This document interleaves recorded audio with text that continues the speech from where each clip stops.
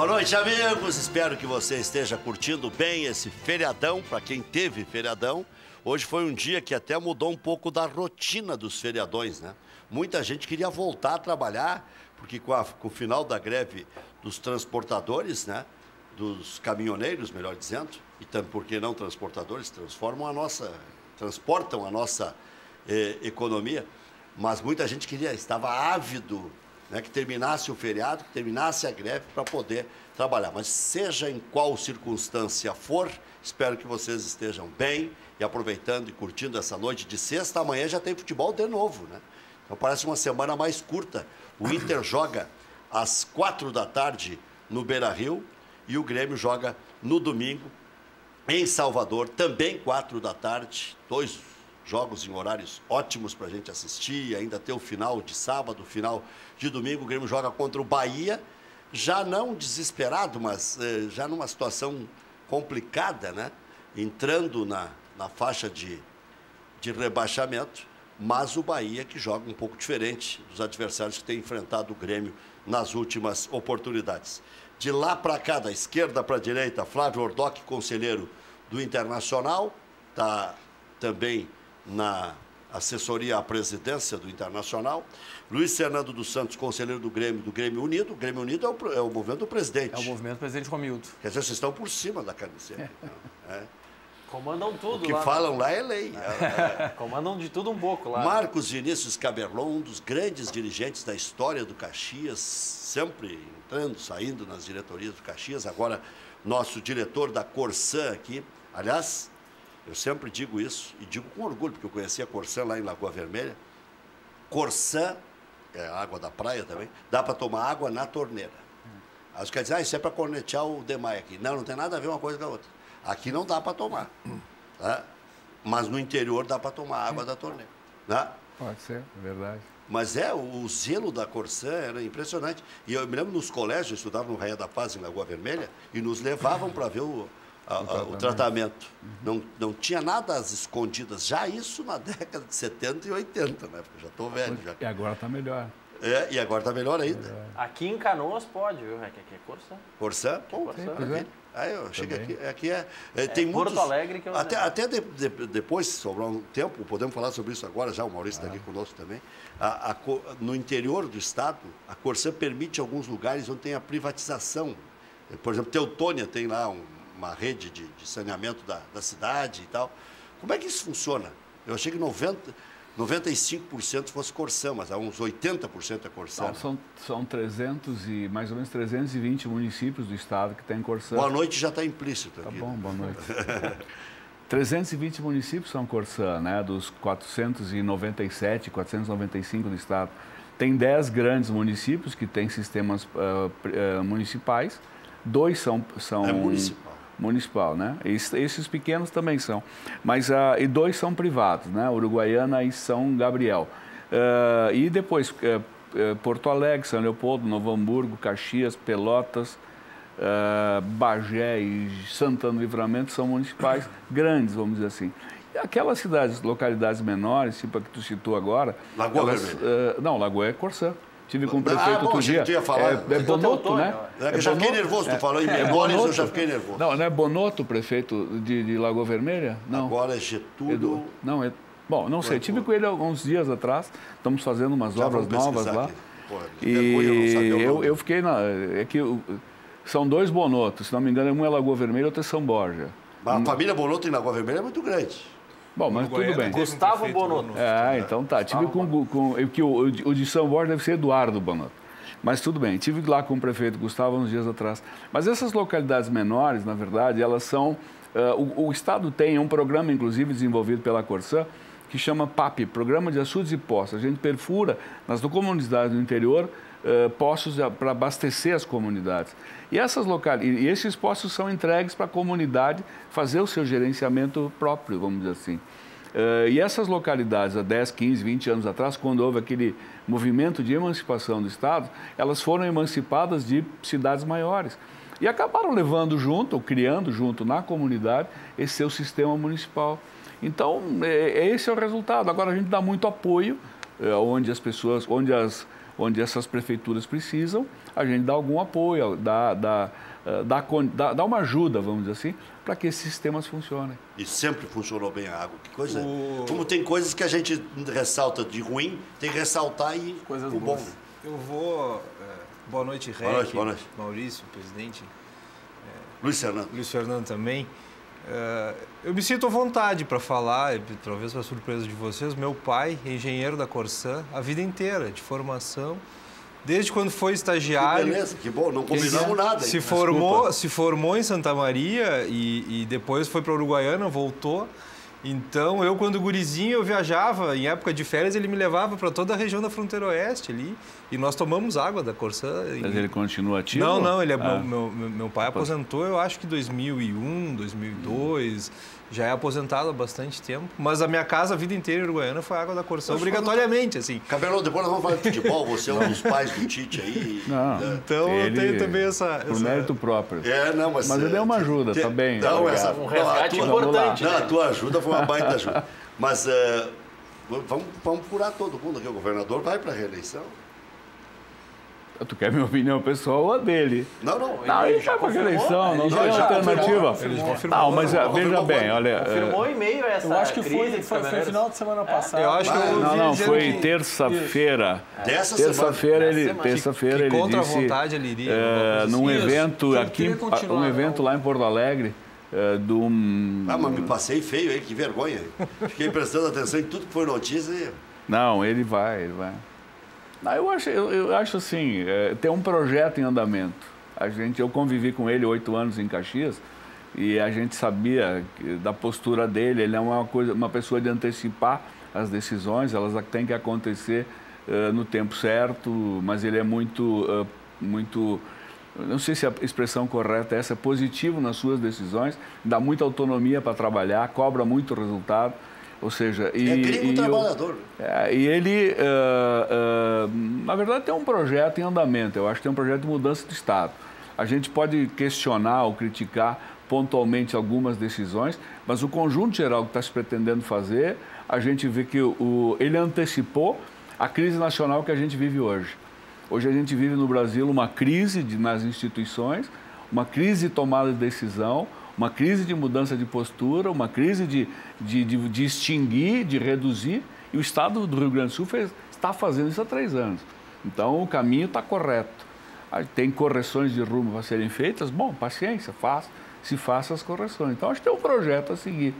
E, na minha opinião pessoal, nada mais justo que ele siga liderando esse projeto. O Tite contou a história, então não tem problema nenhum de já entrar, não vou... dizer que seja só por isso, você falou que é o mérito dele, claro. O jeito sempre tem o mérito, se não tiver massa encefálica não adianta nada, não avança, né? Não chega por acaso. Não chega por acaso, mas o Tite contou todos os detalhes que ele estava desanimado, contou aqui na entrevista, reproduzi mais de uma vez. Eu ia largar, ele disse. Não, o Tite tinha largado. E aí se surpreendeu que vocês foram lá na rádio e convidaram ele. Estava trabalhando na Rádio Caxias. Estava trabalhando na Rádio Caxias como comentarista. Ele tinha saído de Juventude em 97, desculpa. E no ano 98 ele trabalhou na rádio. Nós, no Caxias, em 98, nosso treinador no segundo semestre foi o Simeonato, Nestor. E a gente ganhou a Copa da Enio Andrade. Naquele ano, a Copinha tinha um nome, como agora também tem, né? E aí tomou a decisão, fez uma avaliação, nós não conseguimos nos entender com o Nestor. E tínhamos que buscar um caminho novo. Eu tinha trabalhado com o Tite em 91, porque o Tite veio do Guarani de Garibaldi, o primeiro time da Série A que ele treinou foi o Caxias, em 91. Mas nós tínhamos sido vice-campeões em 90, você tem toda uma herança, foi um ano complicado aquele ano. Estava naquela direção de 90? 90 eu participava, 91 com o Ronald. Em 90 vocês venderam meio time pro Inter, né? Isso. Caçapava, o Ricardo, o Nilson. E o treinador. O treinador, o Bianchini, e mais o preparador físico que também. Bom, né? Ele ajudou a pagar nossas contas. O Internacional não fez muito proveito de jogador, mas isso é outro problema. E aí em 91, o Tite trabalhou lá, a gente teve uma boa experiência com ele, mas vamos dizer assim, o Tite é um especialista em montar grupo, sabe? Eu acho que isso talvez seja o grande mérito dele. Ele consegue se cercar de pessoas competentes e ele consegue tirar proveito dessas pessoas competentes. Em 91 ele não estava cercado de pessoas competentes, por isso ele fracassou com a gente. Então, em 98, quando surgiu a oportunidade de trazer de volta, quando o Jaime Walker, não sei se chegasse a conhecer, que era um cara do futsal, pois o Jaime era o diretor da rádio, era um cara do futsal e era vice-presidente do clube junto comigo. O Jaime disse assim, vamos chamar o Tite para conversar? Eu disse, vamos. E o Tite tem uma boa conversa, tivemos duas reuniões de muito boa conversa e acabamos acertando o retorno dele para o futebol, mas também naquela condição, né? Vai trabalhar com a comissão técnica do Caxias. E depois a gente vai evoluindo e se precisar trocar algumas pessoas, a gente troca. Ali ele conheceu o Delamore, que ele acabou trazendo junto com ele para o Grêmio. Quer dizer, você já tinha comissão técnica permanente na época? Já. Se chama de moderno hoje? Já tinha. Isso era uma condição com que eu trabalhava, senão... Treinador que vem com um pacote fechado, para mim, não funciona no clube, porque ou tu está terceirizando para alguém, está entregando para alguém aquilo... Porque sem paixão não existe futebol. O cara que dirige o Grêmio Internacional ou o Caxias, ele tem que ser torcedor, ele tem que estar apaixonado pelo clube. O profissionalismo é bom até um determinado estágio. A decisão final tem que ter paixão, ele tem que estar vinculado ao clube. Ele tem que ter amor ao clube, ele tem que ter uma história com o clube. A raiz do clube tem que estar ali, né? Ele tem que saber o que ele está fazendo naquela cadeira ali, quem teve antes dele. Tem que reconhecer o Petri, tem que reconhecer o Balvê. Se não souber quem são essas pessoas, não serve para dirigir o futebol. Entendeu? Ou se no Caxias não souber reconhecer o Enio Costa Milan, que tu também conheceu. Sim. Né? São personalidades. Querido Enio. A pessoa espetacular. São personalidades de futebol no interior que as pessoas da capital, do Porto Alegre, não têm muita noção, mas se eu falar em Balvê, se eu falar, né, como falei antes do Grêmio, fugiu o nome agora, do Petri, do Rudi Armin Petri, pelo amor de Deus, são baluartes da história do Grêmio. Se não sabe quem é isso, não serve. Então, o profissional, para mim, vai até um ponto.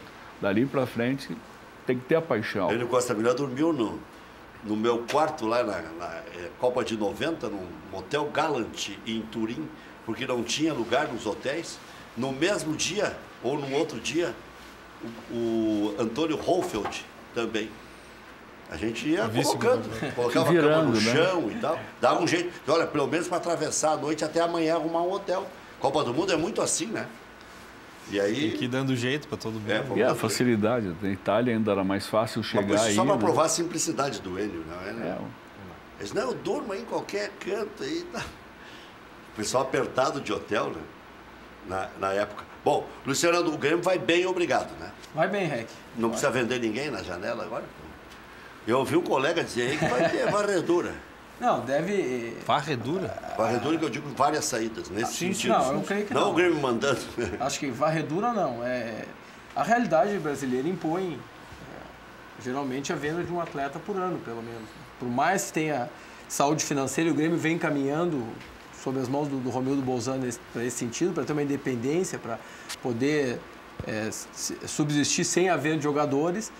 Mas ela é complexa. E o assédio, justamente faz com que o Grêmio vem apresentando e vem conquistando, ele se faz cada vez mais presente sobre vários jogadores. Né?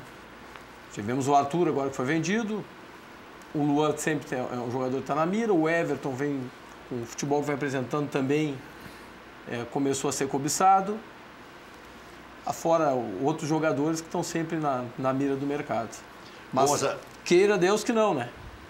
O Flávio, já o Inter tá a fim de vender, né? O Inter é pinta um sorriso a cada especulação. O Inter torce que as especulações sejam verdadeiras. O Inter é impressionante. A gente estava agora, vindo para cá, me mandaram a notícia do Iago. Ontem foi o Cuesta, anteontem era o Moledo de volta para a Grécia. Foi 3 vitórias consecutivas, está meio time vendido, né? Vê que a coisa melhorou. A série de especulações, é bem verdade que ano passado nós não tínhamos uma vitrine muito favorável, que era a Série B, e de fato desvalorizou uma série de atletas do nosso plantel, que não tornou interessante nem atrativo, né? Como todo mundo sabe, não é interessante vender diante desse cenário, principalmente. Mas me parece que está um pouco exagerado agora essa oferta e essa quantidade de gente que estão especulando, principalmente. Né? Acho que tem que ter cautela. Nesse primeiro momento me interessa bastante que Alisson faça uma boa Copa do Mundo e que se confirme a ideia de 90 milhões de euros aí pelo Real Madrid. Né? Aí prova que nós somos pobres. Né? Que é o que estão se falando. O Inter vai ganhar 10%. no mecanismo de... Fred, Tyson, tem bastante gente aí que nos interessa repercutir alguma coisa de valores. Aí, o Inter vai ganhar mais com o Tyson agora de participação nesse mecanismo de solidariedade do Alisson. Do que quando vendeu. É o que eu falei? Falou o Tyson. Não, mas o Tyson, o Tyson também. Se for vendido alto, também. É que faz tanto tempo mudaram os valores, né? É verdade. Mas é verdade. Mas o Alisson é um caso muito recente, por isso se faz essa comparação. Mas é que as transações entre europeus, elas tomaram outras proporções. Uma proporção absurda. Né? O Grêmio eu não foi me lembro o primeiro de 1 time. bilhão outro dia. Não sei se foi para o Neymar ou para o Cristiano Ronaldo. Alguém falou... Seria uma transferência de 1 bilhão. 1 bilhão. É o Neymar para o Real Madrid. 1 bilhão e mais uns trocos. 1 bilhão e 100 milhões. 100 milhões. No caso do Alisson... 100 milhões já me servia. Não, 100 milhões é o que tu me... Depois da vírgula aí já... Isso aí tu me empresta depois do fim do mês que tá tudo certo. Né? Mas aqui, ó, os números do Alisson, pra gente passar pro telespectador também. 2015, o Alisson foi vendido por 21 milhões e 300 mil reais aproximadamente. Desse valor, 17 milhões e 800 mil ficaram pro Inter. Ele sendo vendido por 90 milhões de euros, o Inter vai receber mais ou menos 20 milhões de reais. Então recebe mais do que quando vendeu. Agora, na proporção. Então, está surgindo bastante especulação, é bem verdade, mas me parece que é muito cedo para se falar. Vamos espera consolidar uma campanha aí até a parada da Copa primeiro. É o trabalho que começa a aparecer. O início do campeonato foi o mais difícil, todo mundo sabia. Eu acho que agora o jogo de amanhã, principalmente, é uma boa oportunidade para efetivamente o Odair demonstrar as ideias dele mais uma vez. E eu acho que é cedo para a gente começar a falar em venda de jogador. Caberlon, você não concluiu a história. Aí você foi convidar o Tite lá na rádio. Certo. Tá, e aí disse para ele, ó, a comissão que eu tenho é essa, você não vai levar ninguém. E ele não acreditava em si próprio mais, né? Vocês tiveram que meio que convencê-lo. A mim que vocês querem contratar, uma coisa assim. Sim, diz que ele meio que se surpreendeu. Foi porque tinha tido, nessa saída de 91, que ele disse que ele trabalhou lá, quando a saída dele foi uma saída um pouco tumultuada. E isso gerou alguns sentimentos, vamos dizer assim, em relação a ele, né? Eu disse, olha, né, Tite, vamos abraçar a causa e vamos tocar, e vamos ver o que acontece, vamos superar essas diferenças. Eu acho que a gente tinha uma boa comissão técnica, o Joel, o Delamore, depois veio o Jorge, preparador de goleiro, que trabalhou com ele no Internacional, enfim, a gente tinha uma boa estrutura. Digo, vamos tocar. E o Nelson era o presidente, o Nelson da Rigo, ele estava um pouco reticente em relação ao retorno dele. Digo, não, deixa comigo que nós vamos dar um jeito. E eu digo, bom, vamos ver o que acontece. E acabou dando certo. Foi um ano difícil, 99, quero dizer, foi um ano difícil, especialmente muita dificuldade financeira no Caxias, né? Como sempre, time do interior. Depois uma Série C para disputar, que foi...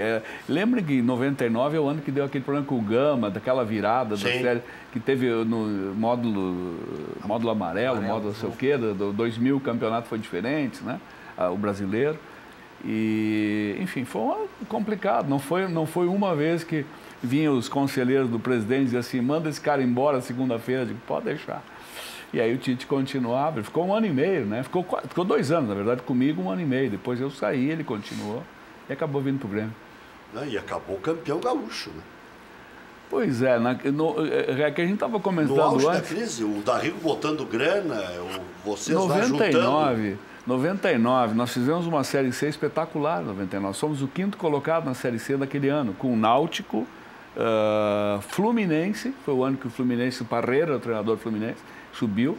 Tinha um time do Espírito Santo, que era o Serra, e eu não me lembro qual era o 4º time também do Nordeste. O único do Sul era o Caxias. E nós caímos lá num play-off contra o Serra, nós ganhamos em casa, perdemos lá em 1-0, e depois no play-off, era o 3º jogo, terminou 0-0, e aí por pontuação lá, enfim, qualquer, eles acabaram subindo para o quadrangular final. E nós acabamos de jogar B. E aí a gente começa a disputar o gauchão. Se você lembrar, o gauchão de 2000 e de 2001 era um gauchão organizado por uma empresa de televisão. E ele tinha uma fase de classificação preliminar e o campeonato depois. Nós entramos na fase de classificação preliminar e Grêmio, Internacional, Juventude não participavam. E aí classificavam 7 times do primeira fase do Gauchão para disputar o decagonal, né? Nós com muita dificuldade, com 2 meses de salário atrasado. O Caxias tinha uma folha de pagamento em 2000, com comissão técnica, com jogador, todo mundo, R$200 mil por mês. O Zinho, que jogava no Grêmio naquele time, ganhava R$200 mil por mês. Ou 200 mil dólares. Não, era reais, eu sei. O número que eu tenho era reais. Mas talvez recebesse em dólares, mas era equivalente a isso aí. Quer dizer, você tinha parâmetros de comparação muito complicados e jogadores recebendo em dia com 60 dias atrasado. Todo mês recebia 2 meses, com 2 meses de defasagem, né? Mas recebendo, o Nelson ajudando. Em março de janeiro. E assim... março recebia janeiro, sim. Abril estava recebendo fevereiro e assim... Voltou, né? Mês com 60 dias. O que tem? A Intral tinha fechado? Não, a Intral estava bem naquela época. Não, mas hoje? Não, a Intral continua, ela existe... Viés, né?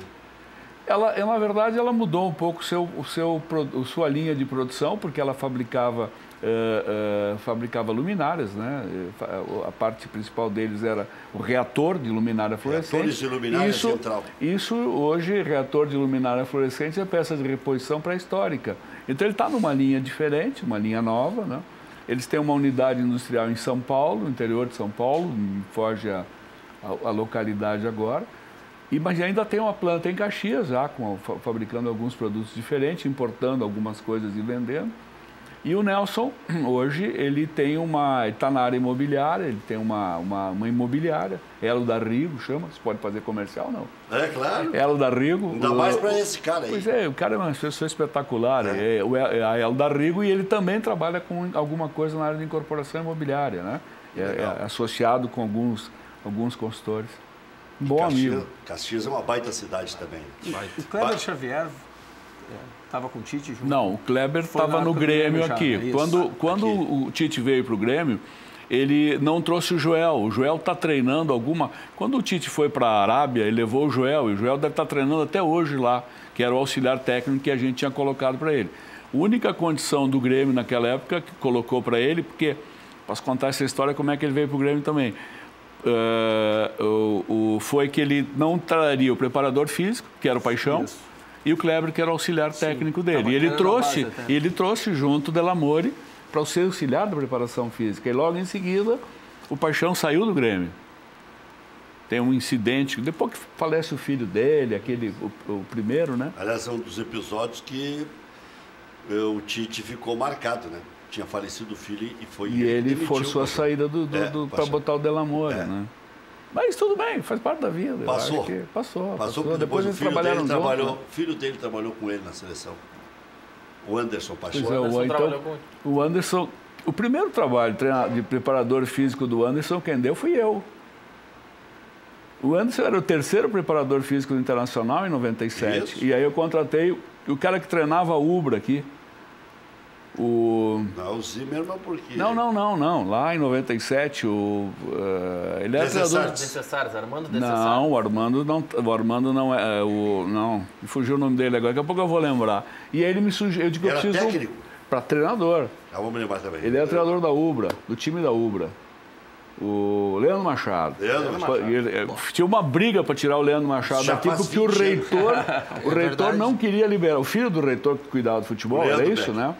Ele não queria liberar. Foi uma briga, a gente levou o Leandro para lá e eu não tinha desmontado a estrutura toda, né? Tinha saído as pessoas lá e isso é 2007 e o 2007, exatamente. O Leandro vai para Caxias e ele disse, olha, tem um guri no Internacional que merece uma oportunidade. Digo, chama ele. Eu chamei o Anderson Paixão, foi uma conversa, o primeiro emprego dele como preparador físico. Foi no Caxias em 2007. Certamente o Paixão que está nos assistindo te agradece até hoje. E onde ele ficou até 2008. Aí eu trouxe o Kleina depois em 2007. Aí fiquei em 2008 no Gauchão com o Kleina. E eu saí do futebol, voltei para dar só meus pitacos na parada. E depois o Anderson saiu, acabou indo para Chapecoense, fez a história dele, maravilhosa, né? Uma pessoa, um guri muito bom. Infelizmente, né? Faleceu também de uma forma... terrível, né? O pai, né? Imagina Mas o Paixão é um cara que lida muito bem com isso, porque não tem outra saída e ele diz, olha o que eu vou fazer. Espiritualizado. Ele é um acima da média, né? No dia que morreu o Anderson Paixão, eu fiz uma entrevista com o Paixão surreal. Eu ouvi essa entrevista.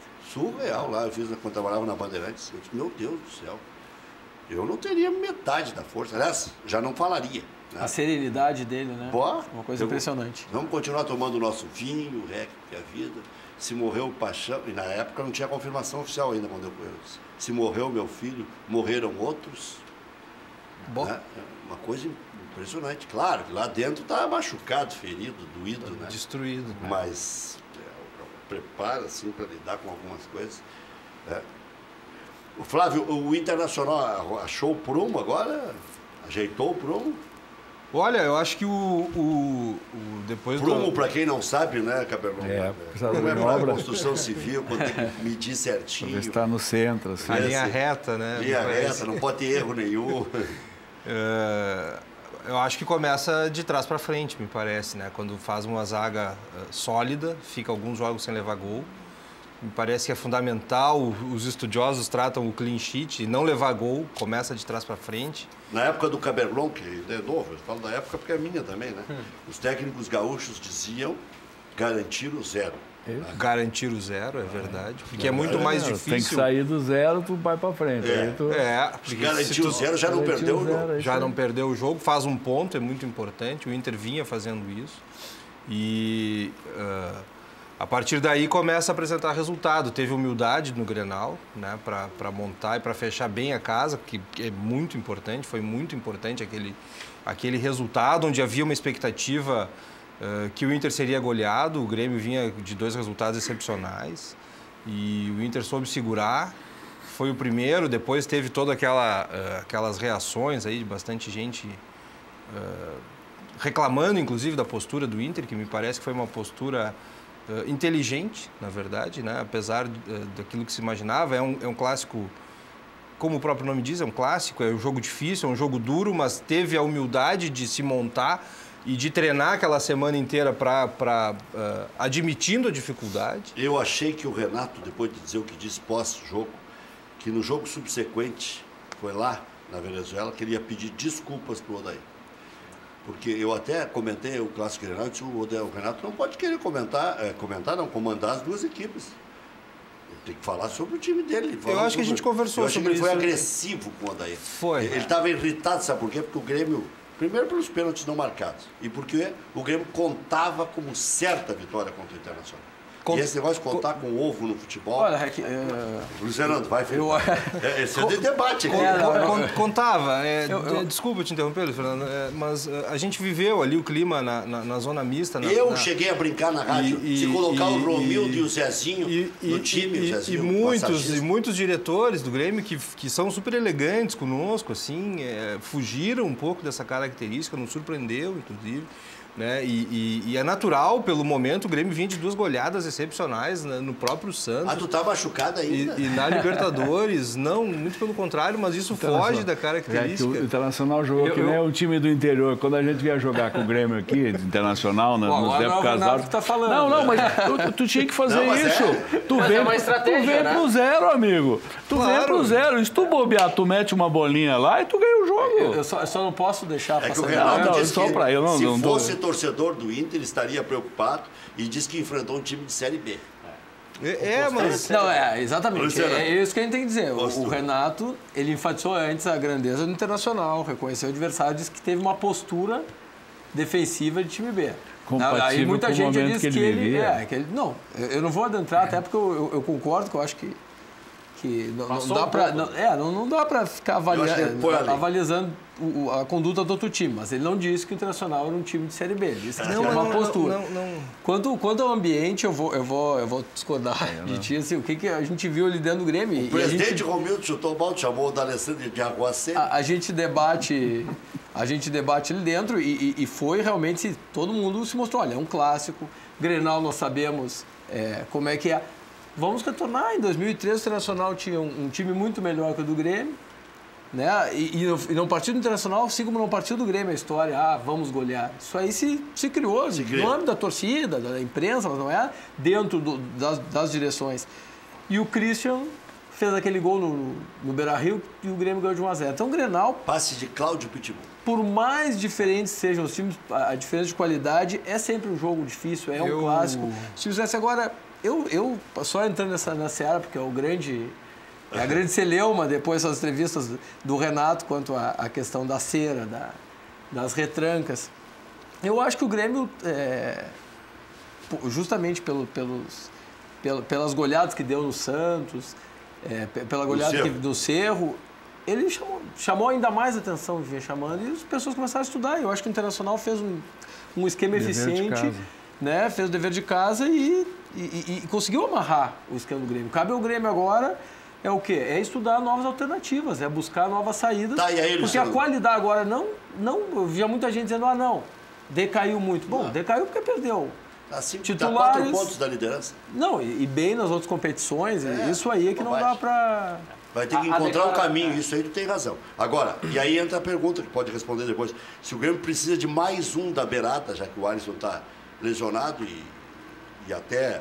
O PP é bom, o Lima é bom, se sabe que são bons jogadores, mas é uma responsa, né? Porque o Grêmio já está entre os 8 da Copa do Brasil e entre os 16 da Taça Libertadores da América. Então, diga... Só para que a gente possa relembrar o que disse o Renato, a frase literal dele, as frases... A transcrição. Tu quer ampliar o futuro? Aqui é a transcrição, para não ter dúvida, ele falou isso, falou aquilo. Vamos lá, então. Resposta dele. Hoje não estivemos tão bem nas finalizações. O Inter fez um ferrolho em frente à área. Quando conseguimos passar, o goleiro deles defendeu e tivemos 3 pênaltis não marcados. 75% de posse de bola e meu time joga no campo do adversário. Até aqui tudo normal. Não, tudo bem normal. Tudo bem normal. Leitura. Aí diz ele depois, nem sempre vamos conseguir furar um bloqueio. Também normal. Foi um time grande de primeira divisão contra um de segunda divisão. Se fosse torcedor do Internacional, não estaria satisfeito com a postura, mas estão no direito deles. Não, mas anteriormente... A frase literal dele foi essa. Lá no início da entrevista ele tinha feito uma valorização... Eu vou fazer uma revelação aqui, talvez fazer uma avaliação e depois uma revelação. Primeiro que... Flávio Ordoc é assessor do presidente, o homem fala tudo para ele. Eu estava junto, nós estávamos juntos ali no túnel, mas a primeira avaliação é que a entrada do Zeca na lateral direita tem um acréscimo de qualidade muito grande agora. Agora, mas lá no Grenal ele jogou no meio. Não, antes. E aí depois o Luca também agora tem dado muita qualidade. Então, soma a zaga, fechando bem, com o acréscimo desses 2 jogadores, me parece que o Inter encontra aí a forma de jogar. O preparo físico não tem deixado mais a desejar, que era uma coisa que vinha nos incomodando no ano passado. Os últimos 2 jogos a gente está correndo aí até os 48 minutos. Então isso, trabalho do Cristiano, nosso preparador físico, inquestionável, passa por aí também os resultados que a gente vem alcançando. O Abelão escolhe e está tudo certo. É verdade. E ele veio do Japão para isso, é muito verdade. Jantaram na terça-feira, antes do jogo do Grêmio. Todo mundo, o Abel segue sendo muito presente na vida do Inter. Mas no túnel do Grenal, estávamos ali, alguns diretores do Inter, e veio um diretor do Grêmio, um dos vice-presidentes do Grêmio. Sempre comunicativo, sempre receptivo, mas ele faz uma fala, e aí presenciamos poucos diretores do Inter. Vem sozinho esse diretor do Grêmio, vice-presidente do Grêmio. E nos diz assim, hoje, Grenal, vejam vocês, é aquela situação... A gente sempre fica nervoso, véspera, Grenal. É verdade, senhor vice-presidente, eu não vou dar nomes. E aí ele diz assim, estou me sentindo como um senhor da minha idade, de 60 anos, que vai tirar a virgindade de uma moça. Nos pega de surpresa, opa, é verdade, estou me sentindo... A gente... Sabe aquela sensação? Ela é boa, mas a gente não sabe se vai conseguir. Mas no fim, a gente consegue. E aí a gente, não, explica melhor. E ele, talvez compreendendo a gafe que ele comete, ele diz, não, A gente nunca sabe, é Grenal, eu não sei o resultado. E aquilo não soou bem entre nós. Estávamos entre 3, eu não vice-presidente, mas eu assessor, e outros 2 vice-presidentes. Aquilo nos incomodou. Ele dizendo que ia, não sei se deflorar é a palavra, mas aquela expectativa, aquela euforia de saber que ia... Dá um jeito no final. Comparecer ou ia... enfim... Que o resultado ia ser positivo. Que o resultado ia ser positivo e que ele ia... aquela... Talvez... Ansiedade, aquela coisa de que aquilo não soou bem, faltava um pouco mais de 1 hora... E aquilo ali... Qual é o sentimento do Inter? O Inter achava que ia O Inter não foi deflorado. Sim, mas o Inter achava que ia escapar? O Inter não foi deflorado. E aquilo motivou, evidentemente. Mas bateu na trave várias vezes. Mas não entrou. Mas fechou as pernas, por favor. Porque isso ocasionou, evidentemente, a gente foi conversar e a gente foi reforçar o nosso sentimento de postura e até de retranca, vamos dizer assim, porque não é feio, o resultado não foi feio. A gente vinha e o Inter postura. Ali deu um alento, né? De que poderia reagir e tal, mesmo fazendo feio.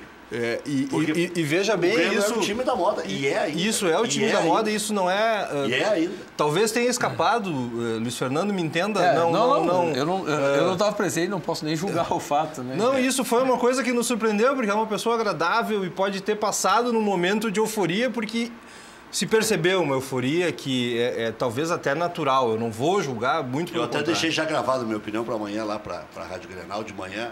Uma das pautas é o da Alessandro, no Inter, e a outra é se o Grêmio precisa mudar o sistema. Obviamente que o Grêmio não precisa mudar o sistema. O Grêmio perdeu as alternâncias que tinha no jogo com o Jael, com o Alisson, que o Grêmio, quando via que o adversário não ia ser superado, o Grêmio metia o Ramiro na lateral, metia o Alisson na meia cancha, metia o Jael de centroavante, já é outro time, já é outro sistema. É que se parece que o Grêmio só sabe jogar aquele toque e não vai entrar. Não, o Grêmio já teve contra o Lanús dificuldades, o Edilson cruzou de longe, o Jael subiu e o Cícero fez o gol. Então, o Grêmio teve alternância o ano inteiro com o Alisson na direita, metendo o Everton na esquerda, fazendo quase com um 4-3-3. Foram muitas lesões, né? Não só dos titulares, como dos reservas imediatos. E aliado a isso, os adversários também começaram a estudar melhor. Começam a aprender, é natural que aprendam. É natural. Como é que nós vamos parar? Bom, o Santos veio aqui, foi jogar de igual para igual. Não, mas até os 37, até tomar o gol... Suportou. Tomou o gol. É que o Grêmio não está conseguindo fazer o gol. A ansiedade é essa. O Santos tomou o gol, acabou o Santos. Não, quando o Santos tomou o segundo. No final do primeiro tempo. O Santos toma o primeiro gol, faz um e depois empata. Fez um logo em seguida. Aí no final do primeiro tempo o Grêmio faz o 2-1 e aí acabou o jogo. O Grêmio fez os 6 gols naquele dia, porque a bola bateu no cano e desviou do Groi. Outro dia... Brincavam que só o Grêmio fazia gol no Grêmio. Não, aliás, até aquele dia o Kahneman tinha feito mais gols do que o Leandro Damião. O Kahneman tinha feito 2 gols contra. E o só que um na súmula não foi pro Kahneman, né? Pra desmanchar. Eu não sei se não foi ouvindo o teu programa de manhã, que estavam comentando do próprio André, que não teria suprido as expectativas. Eu acho que eu comentei contigo agora, um pouco antes aqui. O atacante do Grêmio, que teria vindo para fazer com uma expectativa muito superior. Sabe qual é a melhor média dos atacantes? E eu te confesso que eu não assisto, enfim, não posso opinar. Por minuto de tempo jogado, Cabelão, tu chuta, melhor média de tempo jogado. Melhor média é do Nico. Talvez seja do Nico, claro, que entra pouco e faz gol. Dá meio gol por partida. Sim, e entra 10 minutinhos e dá aquela correria. E é um bom jogador. Naquele primeiro jogo, naquele primeiro Grenal que teve foi 2-1 pro Grêmio. Podia emprestar o Nico pro Grêmio jogar Libertadores. O André não serve. Eu acho que tá vendo... Não estou dizendo pro lugar do André. O Grêmio procura um jogador da beirada. Sim, para botar... O Nico já é acostumado a ficar no banco no Inter. Mas não dá para fazer não dá para fazer um mesh aí. Que correria ele fez agora nesse último jogo, né? Entrou... Mas ele, naquele Grenal, o Grêmio não jogou Libertadores ainda, né? Não jogou Copa do Brasil, peraí. Já jogou Copa do Brasil? Jogou, né? No Beira-Rio, ele já tinha feito uma partida muito boa ali. Boa, ele entrou bem. Ele entrou bem. E quando ele entra atrás dos 2 atacantes, fazendo aquela função que ele flutua e que ele acrescentou aquilo ao repertório de jogadas dele. Ele é calmo na frente do gol. Às vezes erra, bizonhamente, erra pênalti, faz qualquer coisa. Ele é frio, né? Mas ele faz assim no jogo, né? Quando ele começa. Mas ele na frente do gol, se o Cuesta toca para um outro, não sei se sairia gol do Internacional contra o Vitória. Ele matou o goleiro. O goleiro se esticou todo, chegou a tocar na bola, mas ele conseguiu fazer o gol. Em 2 toques, né? Ele matou, a bola andou e ele teve a tranquilidade de chutar, né? De olhar e chutar, né? Essa média que o Rex citou... Eu quero fazer uma pergunta para o Cabelão para desmistificar uma história de Caxias do Sul. Opa! Mas essa média que o Rex citou do Nico Lopes... Ele tem uma estatística, inclusive, o Cabelão. A estatística do Nico, em 1.104 minutos em campo, ele marcou 6 gols. Dá um gol a cada 184 minutos. Dá meio gol por partida. Meio gol por partida. Não, eu já fiz esse cálculo. Eles podem ficar bravos comigo, mas ele tem uma média melhor que o Everton e o Luan. Não, e ano passado acho que foi o artilheiro do Inter, se eu não me engano. É? Não, e ele é o 5º, se não me engano, artilheiro da história. Até tem minha colinha aqui. Mas eu vou incrementar esse cálculo, porque esse cálculo do Nico tem mais de 600 minutos no Gauchão e tem 240 minutos na Copa do Brasil. No Brasileirão, em 198 minutos, são 3 gols. É um a cada 60. Tá bom. Olha aqui, ó. 24 gols, o Figueroa tem 26, o Vidalba é o goleador com 153, esse nunca ninguém vai alcançar. Nunca ninguém chega. O D'Alessandro tem 88, já está há 10 anos no Inter, por isso prova que o Vidalba vai ficar muito tempo. E o Rubem Paz tem 69. Craque. Então, ele vai passar do Figueroa e vai ficar, se não me engano, ele é o 5º de toda a história. Muito bom. Dos estrangeiros. Me serve. Mas é o primeiro que fala em mandar embora, e vender, alugar, e sei lá, emprestar. Todas os Essa tua ideia de emprestar pro Grêmio, eu sou capaz de sair daqui no caminho e sair negociando aí, ó. Tu tá dando um furo aí, amanhã anuncia lá. Nico Lopes vai jogar Libertadores. Não, brincadeira, desculpa a piada aí. Mas já perdoaram ele lá no Inter. Ele tava meio perseguido, mas agora ele anda fazendo gol com frequência e está aceitando melhor a reserva. Ele entrava meio brabo, a gente olhava, ele já estava... Mas o futebol é pródigo nisso, né, Rec? Ele não disse que ia embora lá naquele dia no banco? Basta ver o próprio Jael. Mas aquele vídeo era antigo. Antigo. Aquele vídeo era antigo, porque aquele vídeo, se a gente observar... Botaram o cara do Banco do Sul pra rua? Não, aquele vídeo falava no jogo de domingo e o jogo foi sábado, o Grenal foi sábado. Sim, mas é porque o cara se atrapalhou. E o jogo domingo. O jogo era sábado. Não, o cara se atrapalhou, o cara do banco. Olha, botaram o guri pra rua. O cara olha tudo aquilo de dinheiro, o rapaz guardando dinheiro ali, o cara vai se atrapalhar sábado. Foi a explicação que eu recebi, eu tô repassando o que eu recebi, porque eu cobrei aquilo. Numa fria. E aí o seguinte, eu cornetei na Rádio Grenal e aqui também, que era um pacote que, pô, o Nico tem que pensar, não pode sair com um pacote daquele de dinheiro do banco e tal. E aí me ligou um cara que pediu para eu não dar o nome, eu não dou. A fonte eu não vou entregar. Ele disse, não sou representante do jogador, não sou nada, sou amigo dele e tal. Mas, isso. O guri fez errado lá, ele tinha confiança no guri, o guri gravou o troço. Acabou criando um clima de constrangimento. O Nico disse aquilo até para se livrar, para sair, porque ele estava com dinheiro. E outro, vocês estão equivocados, foi 8 ou 9 mil para fazer uma reforma na casa dele. Não foi aquele caminhão de dinheiro que vocês estão dizendo que foi. Ninguém saca, porque eu disse, ninguém saca de sã consciência um pacote de dinheiro e enfia dentro das calças.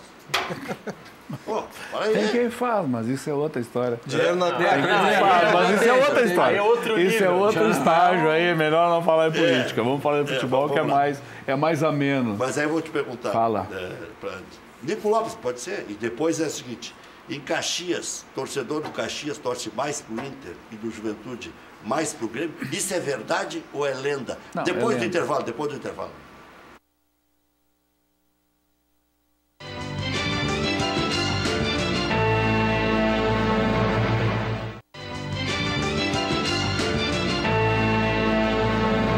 Estamos de volta com o segundo bloco do nosso Cadeira Cativa. O primeiro já, né, é sempre maior para que o torcedor fique atento às coisas do dia a dia. Cabelão, é verdade esse negócio? Não. Eu nem vou perguntar ao teu time, já não, revelou. Deixa eu te explicar. Não, eu acho que não existe essa questão de que do Caxias torce mais para o Internacional, não existe essa correlação. Mas um é mais simpático ao outro. Olha, houveram momentos em que o Caxias foi próximo ao Grêmio, depois ele virou próximo ao Internacional, no Juventude tem uma rivalidade recente em relação ao Internacional, muito mais fruto de algumas pessoas que dirigiram o Juventude no final dos anos, no início do século XXI, vamos dizer assim, que tinham identidade, todo o pessoal do interior, todas as pessoas do interior, elas de alguma forma, nós vivemos um estado grenalizado, certo? Então, as pessoas do interior, invariavelmente, têm uma simpatia para o Grêmio Internacional. Eu talvez me sinta, e algumas outras assim, diferente, porque eu vivi dentro do Flamengo, que é o antecessor do Caxias. Meu pai foi presidente, eu nasci, eu vivi, eu criei a minha infância lá dentro. Então a minha história é com o Caxias. Simpatizo com o Grêmio, com o Internacional. Quando me convidam para ir ao camarote ver um jogo bem instalado no Grêmio Internacional, eu vou.